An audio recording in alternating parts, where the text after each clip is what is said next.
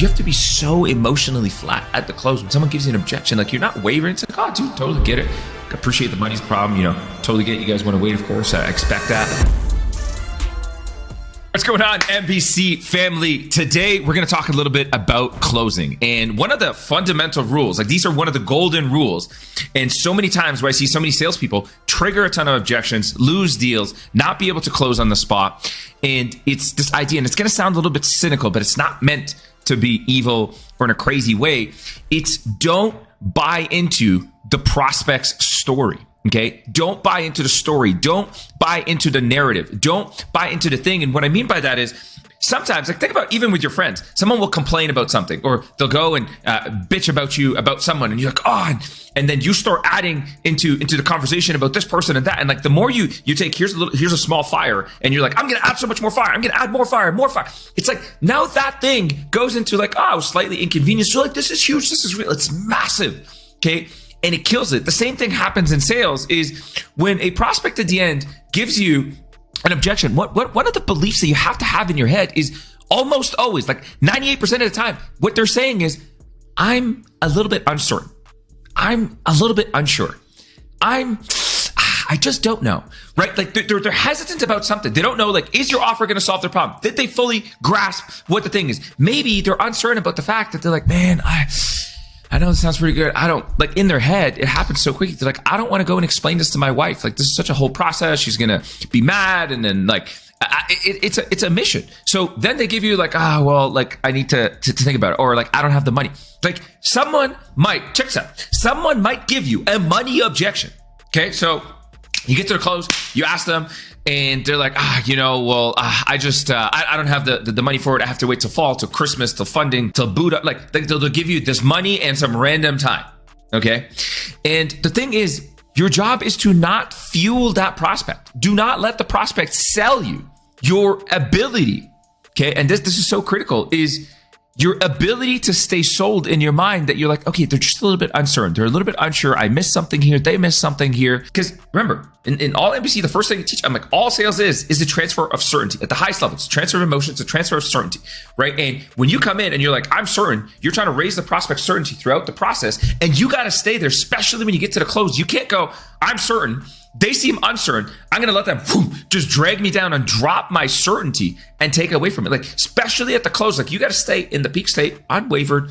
And he's like, hey, John, totally get it. Completely understand, right? I know you guys will get the funding or you'll find it or like you can't agree. You're always going to move to it, but don't buy into the narrative because let me give you a simple example just to give you a little bit of that mindset shift. And if you haven't gone through the closing modules and the objection handle, I'm like, get in there because there's world class in there. But I just want to give you a very important critical message just because I'm seeing some of the clients right now. You watch this, okay?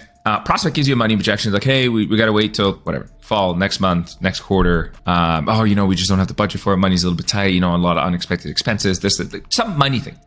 And in you, if you are unsold, unsure, uncertain, on NBC trained, you're like, oh, and you start buying into that narrative, you fuel that objection, and then you both walk away and you kill the deal, right? When you start thinking about it, you're like, yeah, hey, for sure, yeah, completely understand, love for you, I totally get it, the money, it's unexpected expense, and in that, like, I know, I understand things might be tight right now, and kind of in the process of you guys, securing the funds, finding the money, gathering the funds, blah, blah, blah. Let me ask you a question, what outside of the money thing, maybe Barbara or yourself, like, what are you a little bit hesitant or what's a little bit confusing? I know we covered a whole bunch of stuff right now. Like when you're thinking about getting the install, when you're thinking about getting the service, when you're thinking about getting the offer, when you're thinking about getting this new thing set up, and in the process of you kind of like raising the capitals and the funds and doing that and waiting until Christmas or the fall, whatever they said, I just want to get you the right information. Like what's a little bit unclear right now?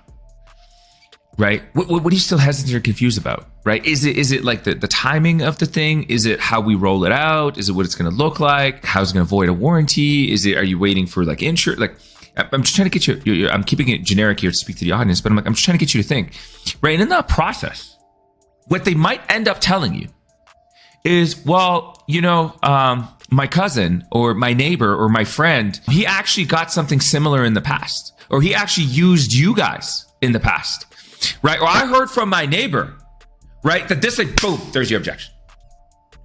See, it's like what kills the deal, especially in the close, it's almost never the spoken objections. That's what we call a smokescreen, a defense mechanism. Just it's just there to deter you, because a lot of times they don't know, they're not comfortable, they don't have the language, they don't know what to say to be like, here's the real thing. So now we're talking about money, and you probe a little bit deeper, and you have the probing questions, the clarifying questions, the modules, and you're like, oh, as you dig a little bit deeper and you're going through the objection handle, right, next thing you know it, he's actually uncertain because his neighbor got some similar service with some other company and it ended up being a dud. It damaged their wall. It did this thing. It cost them that. It caused them this headache.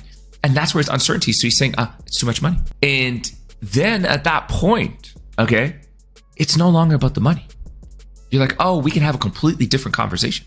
So the messaging is, it doesn't matter what the objection. If someone's like, it sounds really good, I just have to wait till this time. This really, I really want, I just have to do some research. I'm like, dude, they're not saying I need to do research. That's not what's stopping the deal, right? You got to agree, acknowledge, you got to work through it, and you got to probe through that. And all I wish that you could take from on is never be sold on the prospect story. Do not buy into the narrative. Do not feed into it. And if you don't believe me, here's a very prime example that pretty much anyone will get this, okay? Imagine you're in college, university, back in the days. A friend of yours calls you. It's a Saturday night. Maybe you don't go out or whatever, but you're at home and you got the Netflix, or you're gaming, or I don't know, you're smoking some weed. I don't care. And you're just at home, you're in your jammies, you're super comfortable, you got your favorite meal, you're like, I'm gonna check out, I'm gonna zone out, I'm gonna have a meeting. Maybe that's you right now. And your buddy, your friend, your girlfriend, whatever, someone calls you and they're like, hey, we're going out to this thing. Is this person's birthday? It's this, that, or we're gonna go have dinner, or we're gonna do this, or they're trying to invite you to this thing. Do you tell them in that moment, you're like, hey, Barbara, thank you so much for inviting me. Yo, John, I appreciate you, man. I love you, always looking out for me. Right now I'm actually just in my pajamas. I ordered my favorite takeout. I'm a little bit tired. I got my favorite movie here. I'm actually going to watch this anime because I just want to just geek out, watch some cartoons, and then I'm going to play some World of Warcraft, right? I'm being facetious here because I'm like, do you go and tell that to your friend? It doesn't matter if it's your partner, if it's your friend, if it's your family. I'm like, you don't go and be like, here's actually all the reasons why I'm not doing it. I just want to have a me day. I just want to have a lazy day. I just want to check out. I just want to be a pig. I want to be a slob, whatever. You don't go and actually say that. So the purpose of the messaging here is I'm like, well, the same thing happens with your prospects. They're not going to go, well, John, the actual reason is what happened is in the past, I did this thing and the rep told me this thing and they ended up doing a credit check and I got really upset. And my wife, they don't bring that up. They're just like, here's the smoke screen, right? And then somehow they think that they're going to go and figure it out and internalize it. But what happens is they drop the certainty, they get uncertain, you leave them, the deal goes cold. And now it's not that you can't close them in a follow-up, it's just a lot more work. So I'm like, don't, just as you give smoke screens to the people around you, not that you're a liar or a bad person, that's not what I'm saying. We give smoke screens all the time. Oh, dude, I'm busy right now. Because what do you normally say? You go, oh, I'm busy right now. I actually have to work early tomorrow. Oh, if you're in school, you're like, oh, I have a big exam coming up, or I got this midterm, I'm going to do that. We give smoke screens all the freaking time as humans. Today, I promise you, this week, if you reflect, you're like, I gave someone a smoke screen. Dude, hell, you probably gave a smoke screen to the person that you sleep with. Right? It's just when you get that in your head, you're like, okay, an ass said, don't buy into the story. Don't buy into the story. Don't buy into, and I don't mean it to be a dick. Like what happens is because you have to be so emotionally flat at the close when someone gives you an objection, like you're not wavering. It's like, oh, dude, totally get it. Appreciate the money's a problem. Totally get you guys want to wait. Of course, I expect that. I just came in. It's a lot of information. It's a big decision. You guys got to jump in, right? It's like, yeah, of course. It's reasonable. I get it, dude. I'm with you. I agree. I understand.